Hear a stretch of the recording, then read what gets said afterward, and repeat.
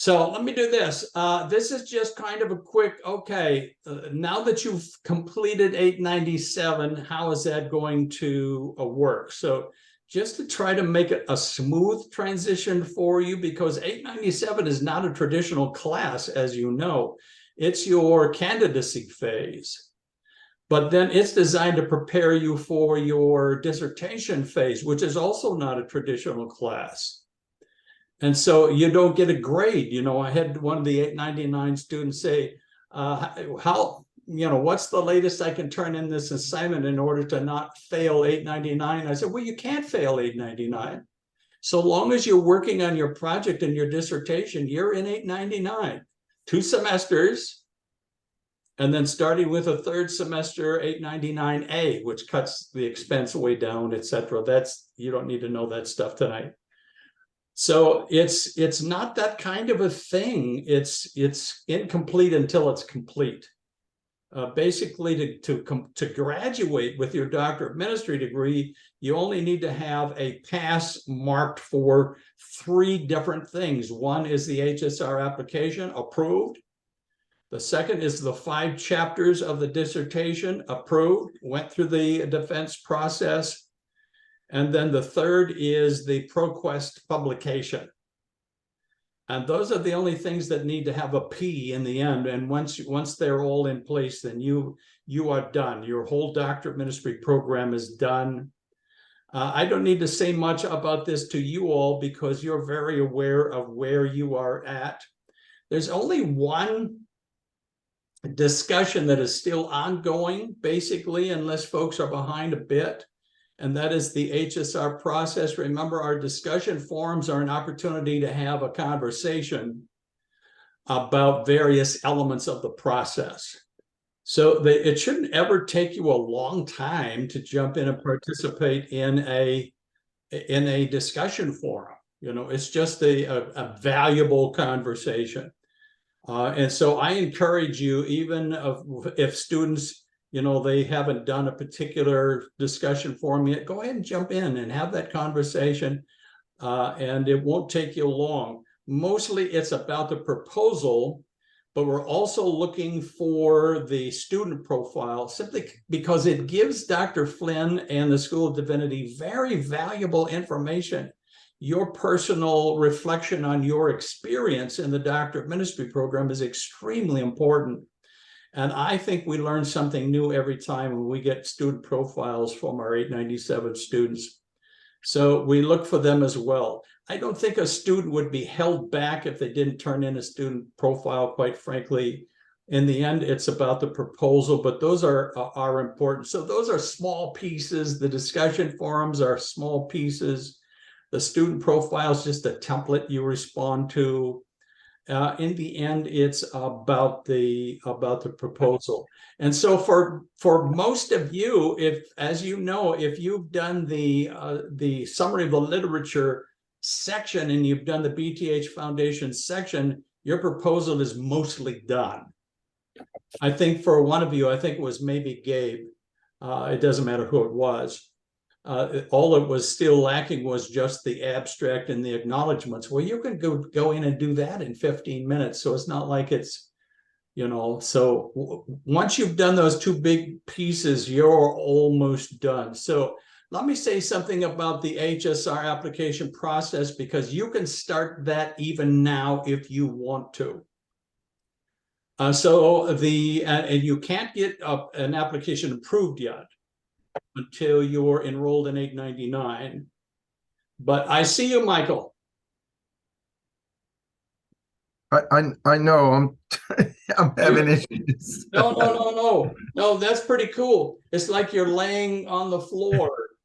I have no idea how that comes up. I'll turn it on. I'll try not to I'll turn it off. I'll try not to say anything about it. So the HSR application process, you can begin even now. So go to the HSR resources in the modules section, and everything you need to know, and you don't need to know it till you're in 899, but you can start now.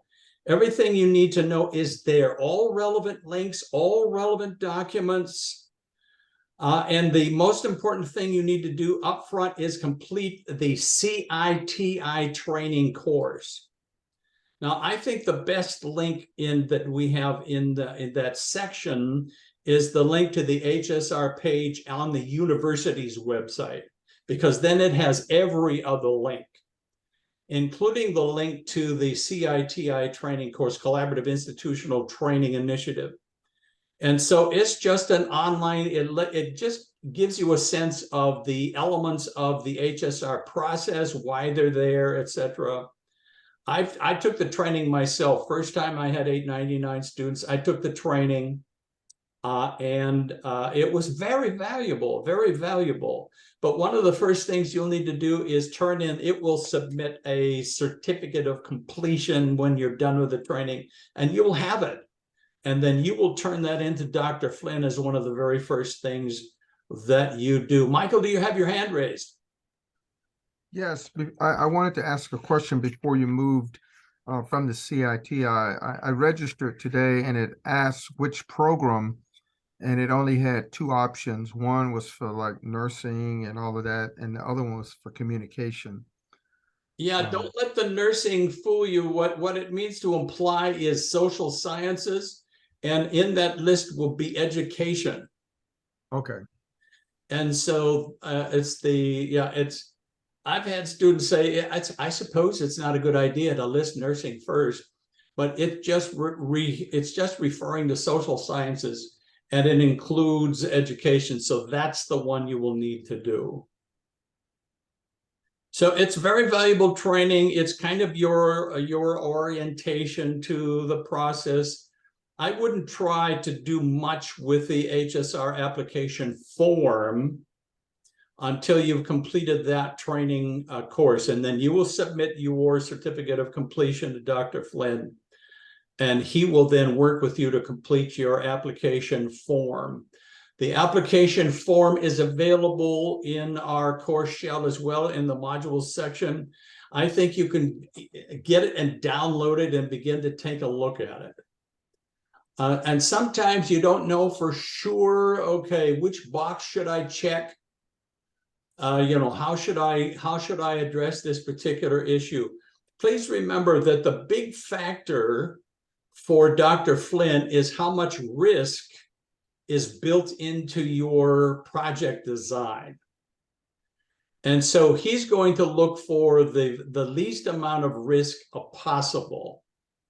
So if you propose, for instance, I want to be able to gather a sample, a group of participants, and have interviews with them about their personal experience of church trauma.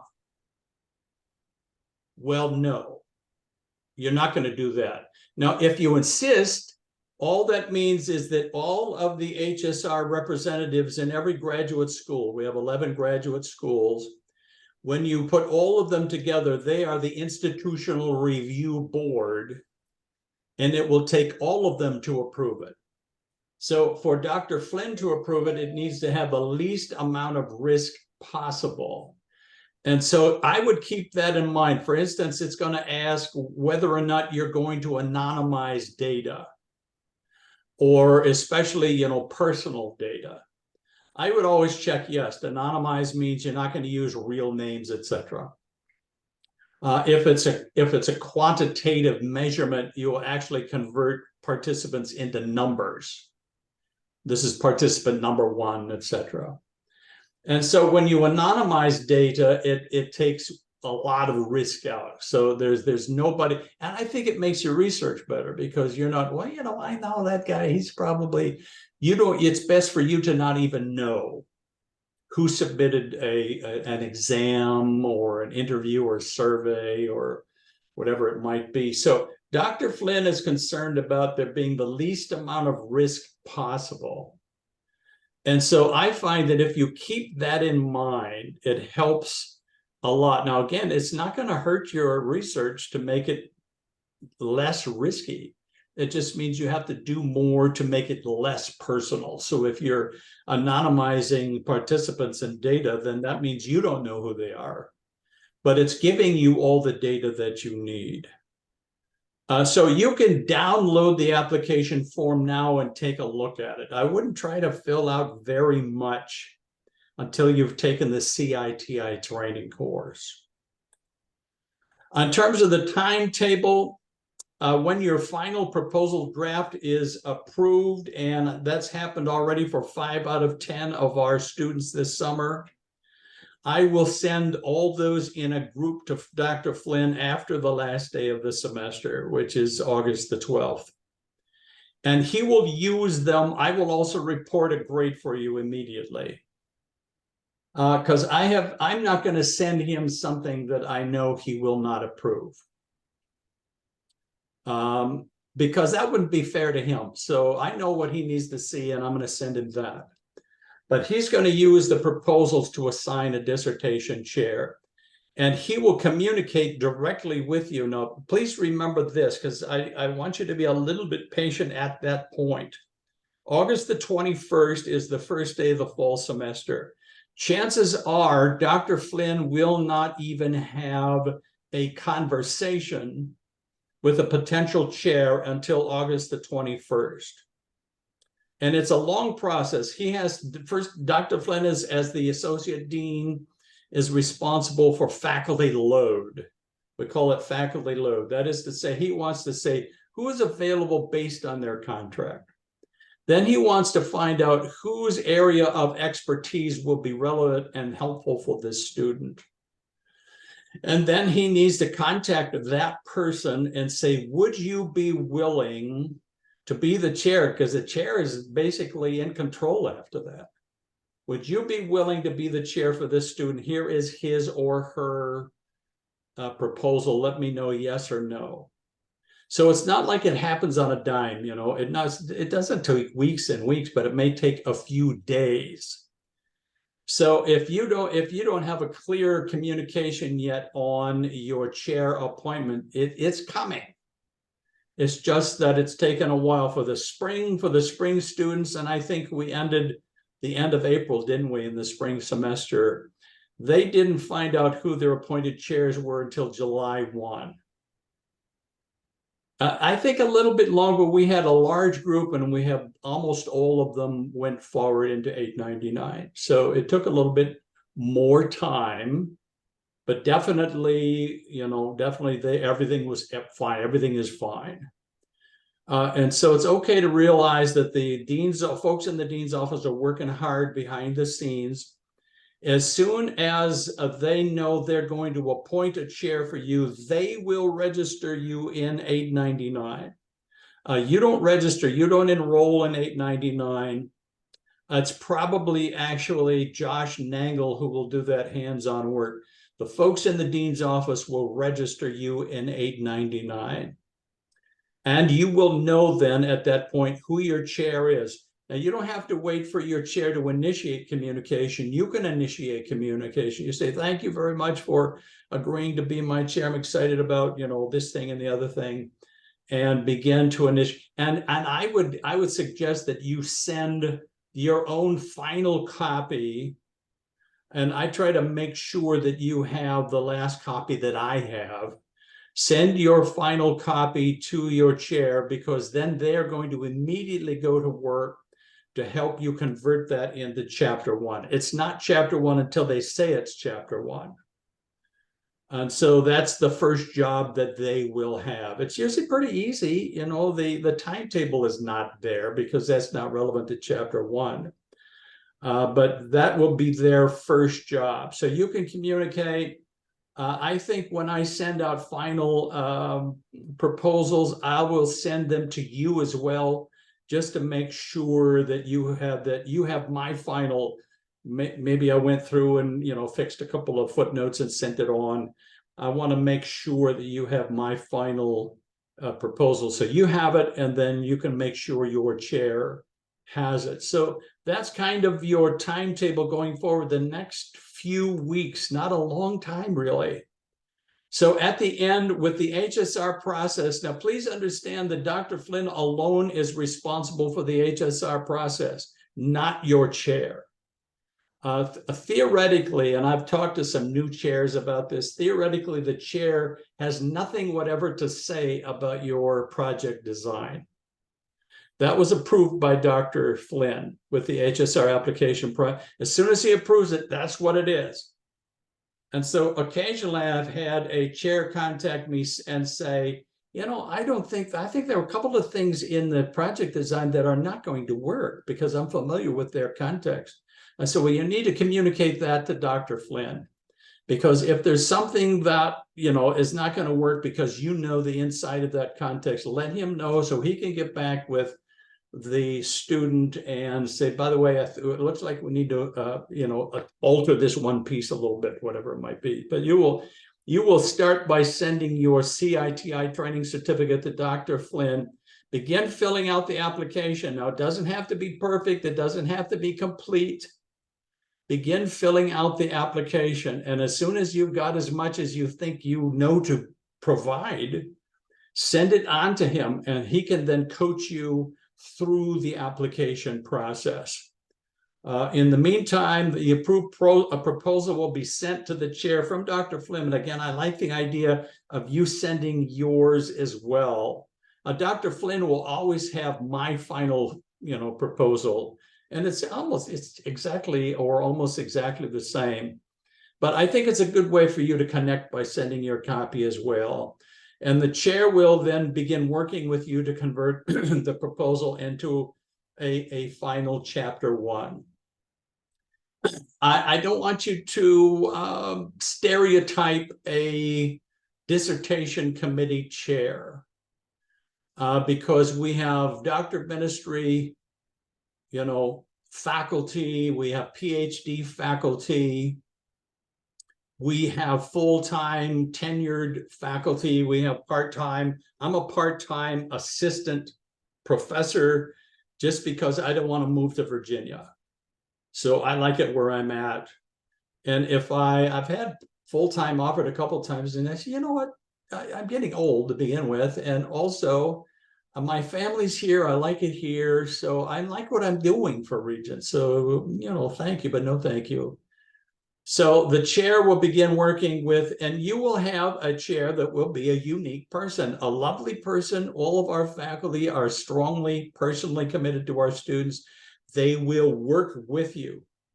But if they have questions, they'll say, you know, I really wonder why you did this or didn't include this. Sometimes they will help you because if they have an area of expertise that you need, then they could say, by the way, have you seen a recent article published in such and such a journal? I think it has some interesting ideas in there for you. And so they will point you in the direction of some additional helpful stuff. But the chair only is involved in your dissertation, not your project design, not the conduct of your project. Not at all. And so I think it's good to kind of keep those separate. Now, in the end, you will report on your project in chapters 4 and 5, but that's where the dissertation will say, okay, I know what needs to be in chapter 4, and you didn't give me what I need for your report. So let me encourage you to always have these sections in chapter 4. So when it comes to writing the dissertation, that's your chair's responsibility. When it comes to the conduct of your project, that is not your chair's responsibility. I'll say more about that here in a quick moment. So semester 1, fall semester for almost everybody in our group.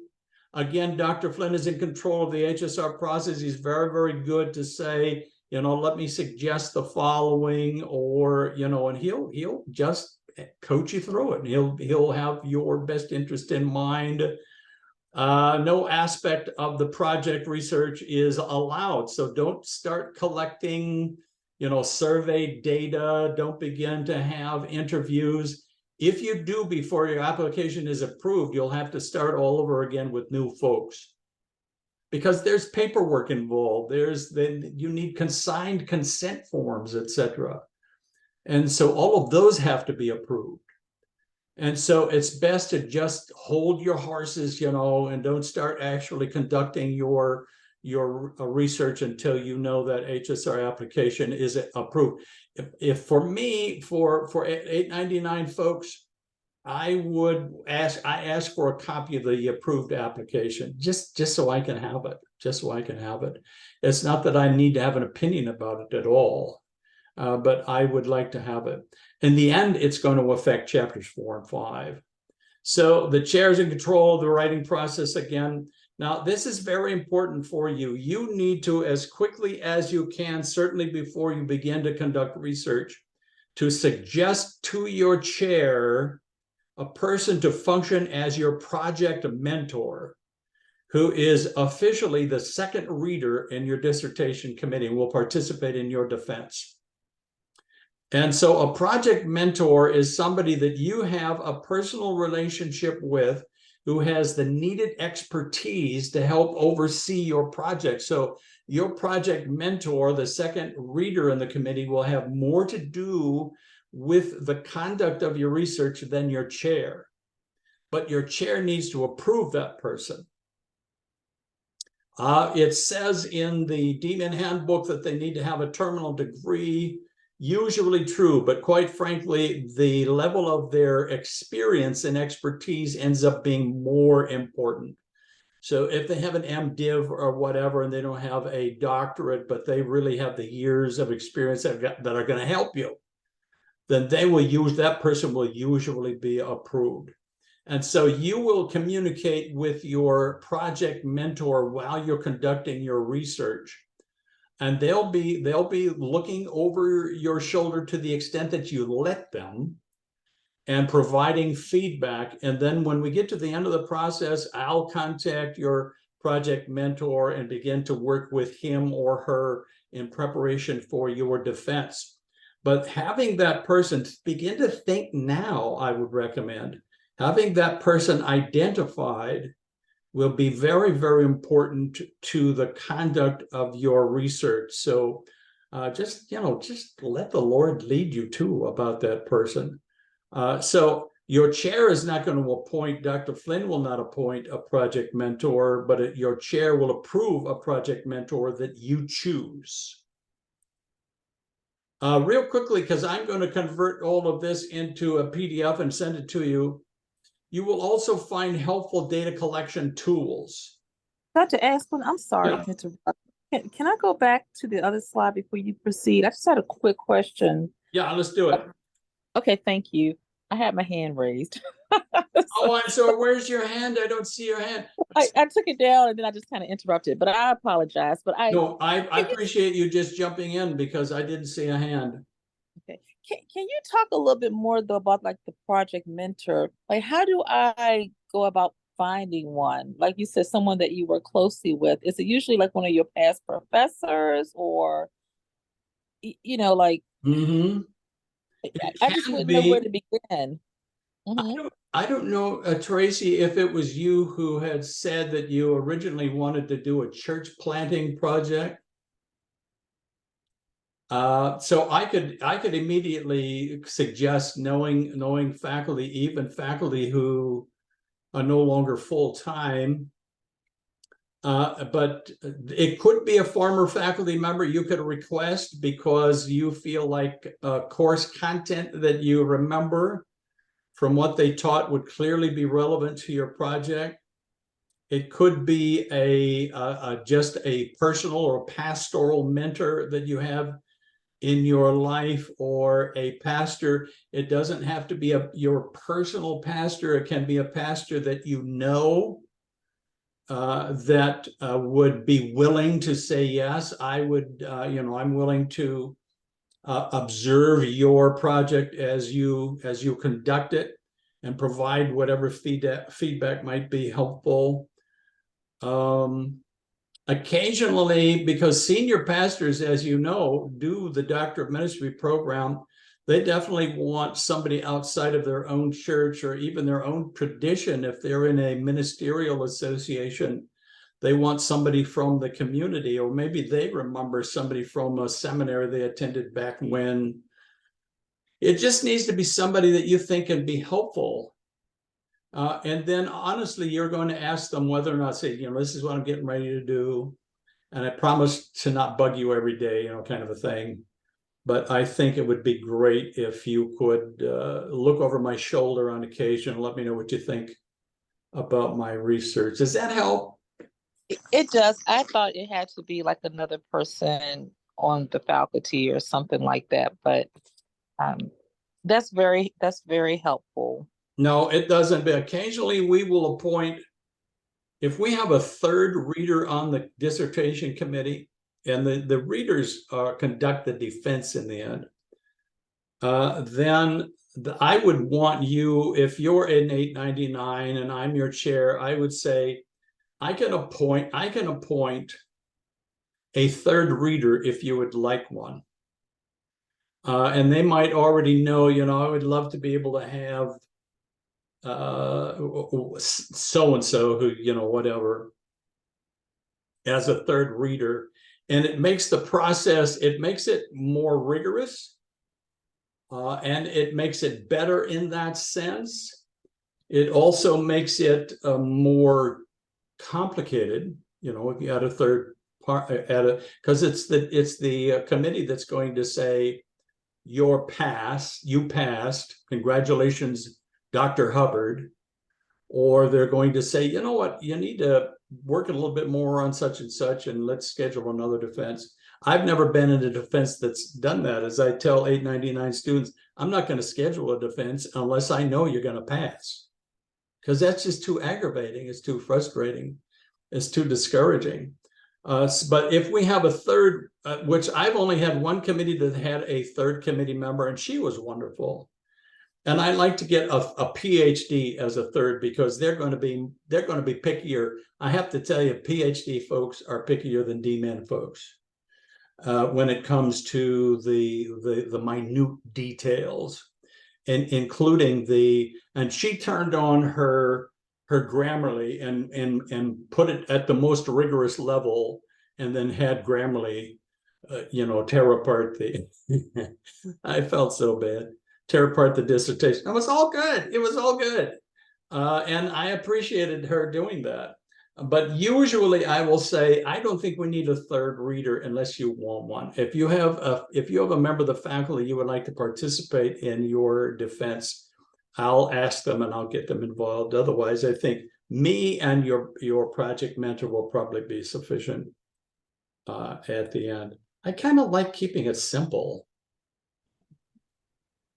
And will my mentor know how to be a mentor to me? Like, are there guidelines? No, Okay. there aren't. You will be kind of in control of that, because your mentor will oversee what you're doing. Maybe this is the instrument you would like to use. This is my idea for collecting data, or this is what I found. What do you think about the results of this particular exercise?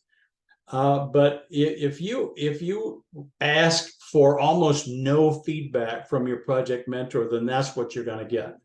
And it's not going to affect whether or not you pass.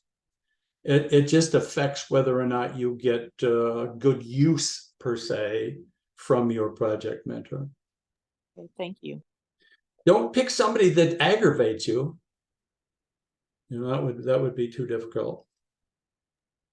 Dr. Asplund, what role does the project mentor play in the defense aspect of it? What do they do in that? We get together. The defense is a lot of fun in my mind, but we get together and the student presents a defense.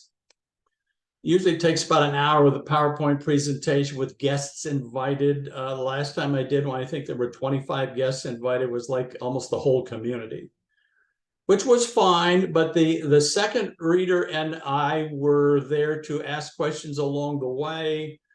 And then we would meet together. We get, you know, it's Zoom. So we go into one of these little rooms, you know, kind of disappear. What do you think? And it's recorded, so whatever we say, the student's going to end up seeing. What suggestions do you have? Do you have any recommendations for possible improvements to the dissertation? Do you think they passed? Is all good? Yes or no? Now, honestly, your chair is the last word, not the second reader. So there have been times when I got together with my student after the defense and said, you know, the second chair had some great ideas for you. I recommend that this one that you follow up on and do, and I don't think you need to do the others, because ultimately the chair is in control. So for you, Colton, I don't know that there would be a problem for you to have your dad be a second reader. It would be more problematic for Dr. Jones to be your chair. I don't know that, because you know he's dad, but Yeah. he's also a real smart guy who's going to hold your feet to the fire probably more than the average. Yeah, he's definitely helped give me a lot of advice up until this point, just from his experience. So I think using family members, we usually don't like them to be husbands and wives, because we want to keep their marriage happy also. So I think Dad's going to be, I think Dr. Jones will be fine for you, Colton. Okay, thank you. So, Yeah, that's definitely who came to mind. I was just wondering how that all oh worked. no, I think if I were you, that's what I would go for. So you are going to collect a lot of data. Now, you get lost in the stuff if you don't have a way to organize it. So these ideas are just ways to organize the data that you collect, and then ways to analyze the data that you have collected and organized. So these are just a couple of ideas. I kind of just kept it to industry standards when it comes to these tools. For qualitative data analysis, and Vivo is the industry standard. When you're recording qualitative data, whether it be interviews or it's maybe a pre and a post test for a workshop or whatever, you are going to end up looking for themes, and you will divide that data up into themes, and then you will have and you can do that in the software. It will do that for you, and then you end up comparing themes from one data set to the other and drawing conclusion. Okay, I saw a theme of such and such in the various instruments that I use, this theme, and when I compare them, you know, this is what I observed. And so you have to kind of organize it into themes. The software does that for you, and it also organizes it in a way that makes it real easy to look at it. So when you're ready to, you know, draw your own observations, then it's easy to find and look at. You know, if you just include everything in a Microsoft Word document, or whether you have a stack of papers on your desk, it takes a long time.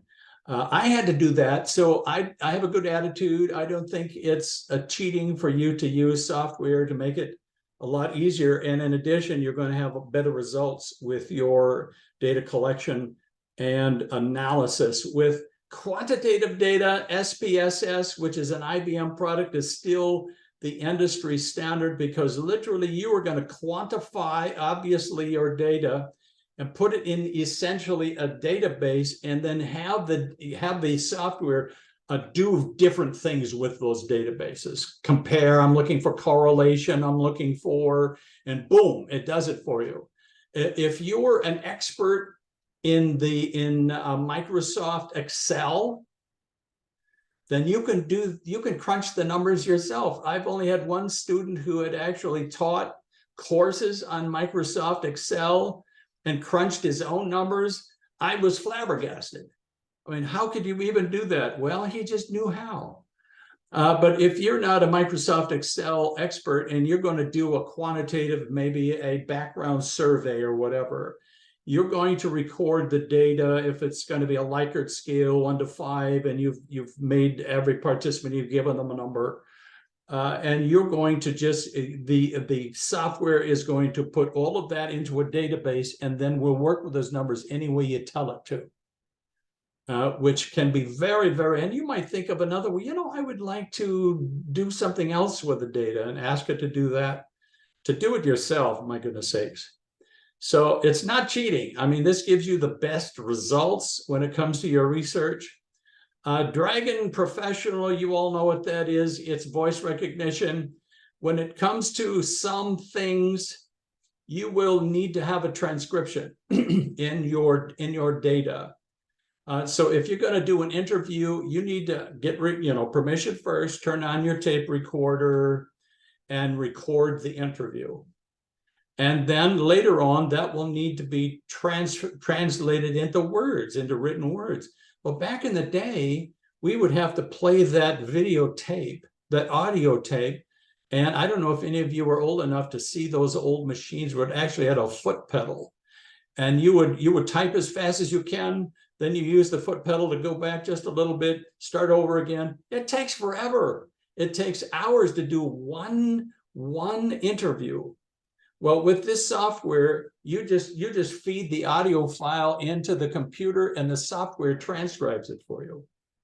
And again, I have a good attitude about that. I don't think it's a problem for you all to take advantage of technology, but you will need, if you're doing enough of that kind of thing, especially when it comes to interviews or something like a focus group, you will need to have transcriptions of those events. And so this makes that very, very easy. Usually, if you have a transcription, you might even include it as an appendix at the end of your dissertation when all is said and done.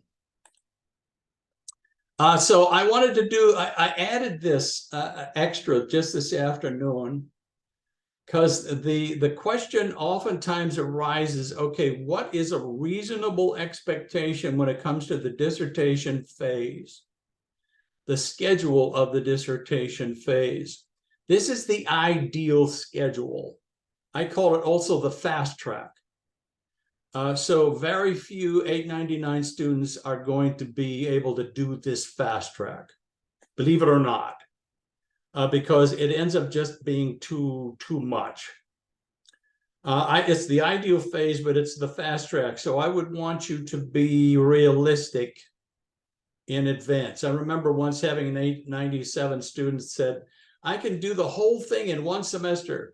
Well, I said, first of all, it's never been done before. I don't think even Jesus could do it in one semester. And besides that, you need 2 semesters of 899 to graduate.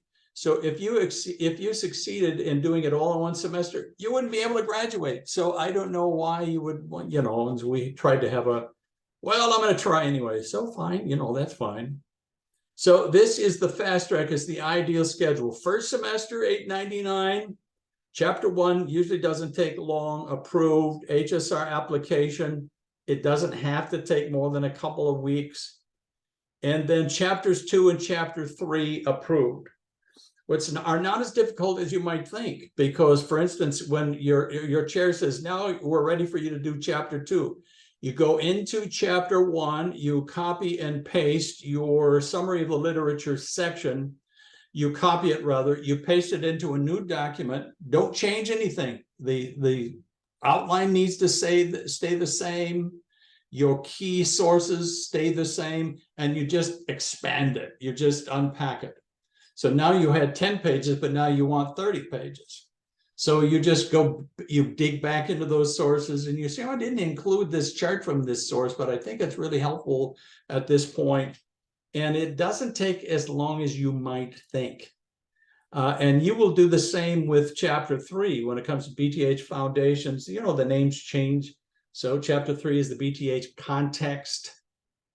And you will start with what was approved in chapter 1, copy it, paste it, expand upon it. The headings change because they're not sections in a chapter, they're standalone chapters. Sometimes I'll say, we just need to change the heading format, but that's not a big deal, frankly. So semester 1, it's possible to do it. I have one 899 student that just did all of that 2 weeks early. And so he's going on vacation, which is fine. Usually students take 4 semesters, and it can take longer. I have one active duty Marine chaplain who's taken longer because he couldn't get the admiral to approve his HSR application. Well, that's not his fault. So, stuff happens. If it's an ordinary kind of a thing, this can be done. Second semester, then conduct the project, gather, collect, and analyze the data. Once you've done all of that, then you report the details of your project in chapter 4, and then you report the findings of your project in chapter 5. And when all of that is approved, your dissertation is done. And it sounds like a lot, and it is a lot of work, but it can be done. Then semester 3 is 899A. You have now your required 2 semesters of 899. There are three credits along each. You paid for 3 credits each one. 899A, you don't get credit for anything, and it's only counted as one. It's counted as 1 credit. You pay 1 credit of tuition, so it's a lot less expensive, but it keeps you going full time. It's all about the dissertation defense, which is more work than you might think. So it has to be scheduled. You work together with your chair on your presentation. I usually have a practice presentation with an 899 student because you're a little bit nervous, at that point. And then you conduct the defense. You respond to the committee's recommendations, whatever they might be. And when the chair thinks you're ready, we'll send your final approved dissertation to Dr. Flynn. And he's going to look it over again. I tell you, he will notice if there's not a period at the end of a footnote. So he's not going to look that hard at your proposal, to be honest. The proposal does not need to be perfect. The dissertation needs to be perfect. So it will go to Dr. Flynn, and he will communicate with the chair. We need to change such and such. And for me, if it's something real picayune like that, I'll just change it myself and send it back. Okay, that's fine. Sometimes I forget to send that final back to the student. And so I need to remember to make sure, okay, this is my final version. I just had to change a couple of footnotes, not a big deal. But I knew Dr. Flynn wanted that. And so he will then send it on to Dr. Nangle, Josh Nangle, who is responsible for ProQuest publication, who will look the whole thing over again and has the right to suggest changes. If he suggests changes, then he will contact the student directly. And I usually ask the student to let me know if Josh Nangle is suggesting changes. Let me know, because I'm still here. So I'm willing to jump in and help you with that. I'll make sure it's ready to publish. And then he will send it on to ProQuest. It will be published. You will get a notice from ProQuest that your dissertation has now been published, and that's the end. That's the end of your doctorate of ministry program. You will have a P recorded in your transcript for the doctorate of ministry program. You will get your diploma in the mail, hopefully framed real nicely, on how it goes.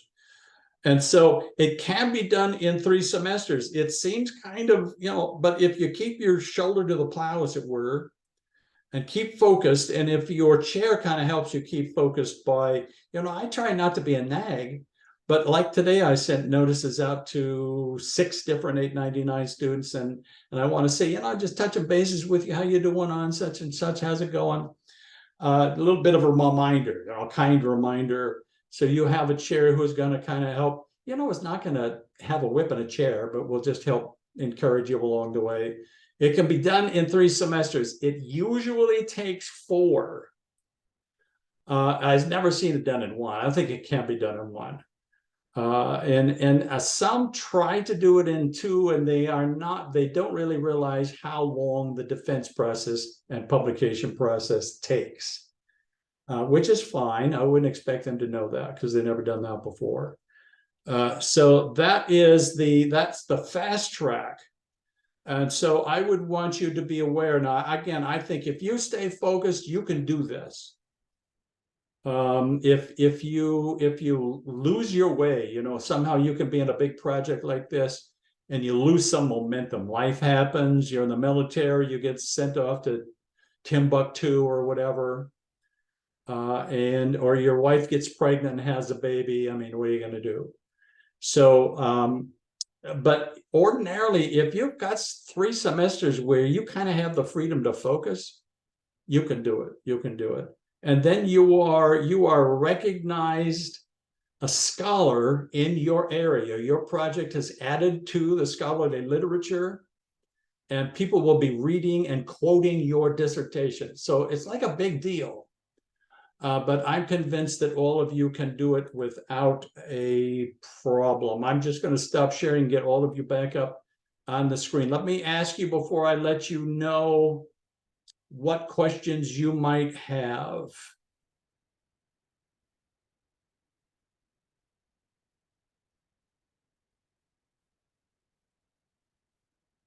I'm going to send this to you. I will send the recording, but I want to send the PowerPoint. Some of that information, like with software, you just need to have that on a document. That's really all you need. So I will send that to you as well. Again, all of that is relevant when it comes to transitioning into the 899. I know, you know, Brother Robinson ended up taking having to have a course that he wasn't aware that he was going to take. It didn't sound like a course I would want to take myself, but you know, that's the way it goes. And so it's a encouragement to know, you know, I got another whole semester. So if I can get this thing out of the way and just do this one project, I think I'll be fine. And that's fine. I think all the rest of you are going to go on to 899 quite easily. Tracy had her hand up. Did I say your name again wrong? Oh, you got it. Two questions, really. One, you talked about sharing an example of a timeline. Yeah. Have you done that yet? Or like I added one in my proposal, but as I go forward, I kind of really want to make sure that I'm being realistic in what I'm doing. So do you have that? I don't know that I just have again, they're all very personal depending on the individual students. I don't recall saying I would. I'm sure I did though. I'm 72 years old, so all the timelines are going to be very, very unique. I think I was looking at Michael's today, and I was going to leave Michael. I will leave Michael a note saying, by the way, anticipate that you will need to submit your dissertation one chapter at a time. And so when it is approved, then you go on to the next chapter. Okay. So I think that might be true, Michael, because I think I noticed that, okay, I'll send the first draft of the whole dissertation. Well, that would actually slow you way down. So if you can submit one chapter at a time, and eventually combine them all together, that really helps it to go faster. So occasionally I'll make a note like that on your timeline.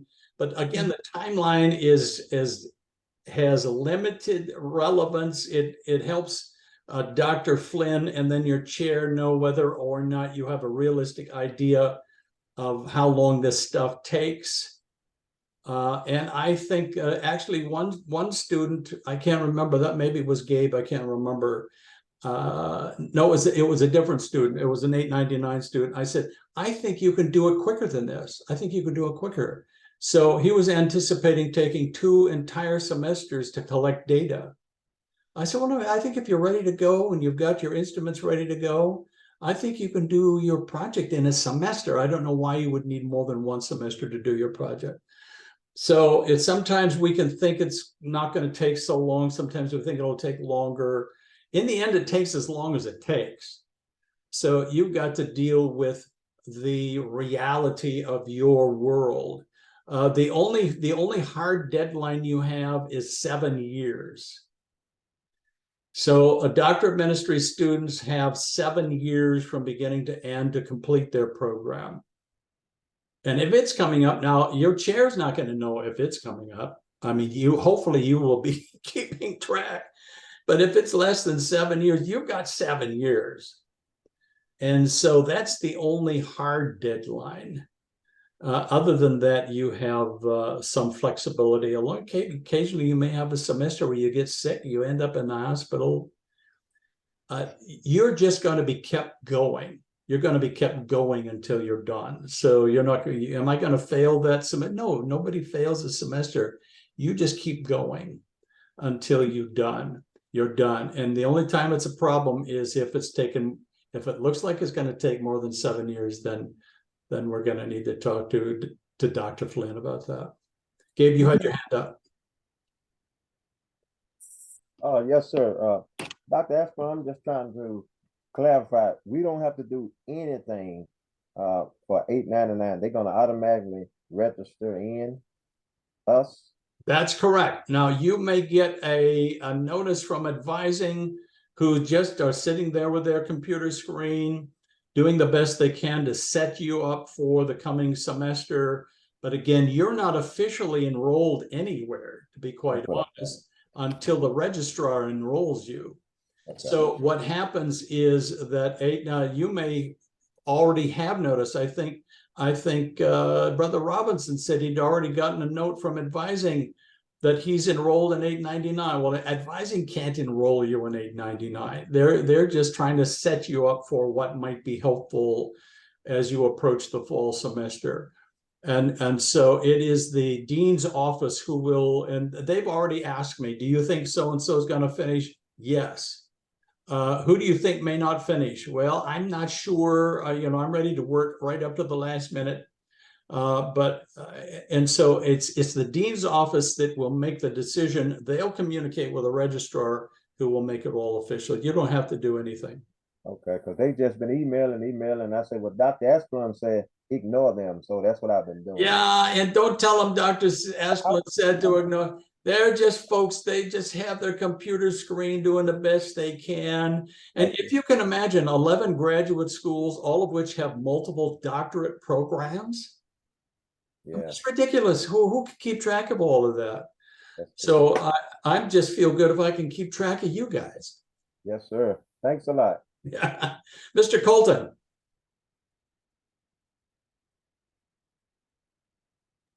There we go. Is that better? Yeah. Kristen, she was in the class last semester with you, and she had to kind of postpone into this semester because of having the baby and everything. Yeah. If she was to have to go into a little longer than that, does she only have 2 semesters, or can it go further in the 897 if it takes her longer? I would love to. Is she there, Kristen? Are you there? No, she's not here, but I knew she was going to either email you or ask you that pretty soon, so I figured I'd ask you tonight. Yeah, Kristen did almost everything in the first semester, and then the baby was Rock came into the world. Oh yeah, it kind of run her out of time. And so I understand, and it's not like, okay, the baby's born, I can just ignore it now. Right, yeah. So I know how that works. Let me tell you that, first of all, Colton, for Kristen, if she was there, I would say that if a student feels like they must have a 3rd semester, they need to make an appeal directly to Dr. Flynn. This is why I feel I need a 3rd semester. Again, it's the dean's office who pulls the trigger on all those enrollment decisions. Right. And so if she feels like she needs a 3rd semester, she would be, and it's usually, okay, how much progress did you make? What happened that was outside of your personal control? Now, and he's probably going to then ask me, I probably shouldn't tell you what I would tell him though, Colton. He's probably going to ask me, what do you think? I'm going to say, Kristen, first of all, almost did the entire course in the first year, in the first semester. And Rock was born, etc.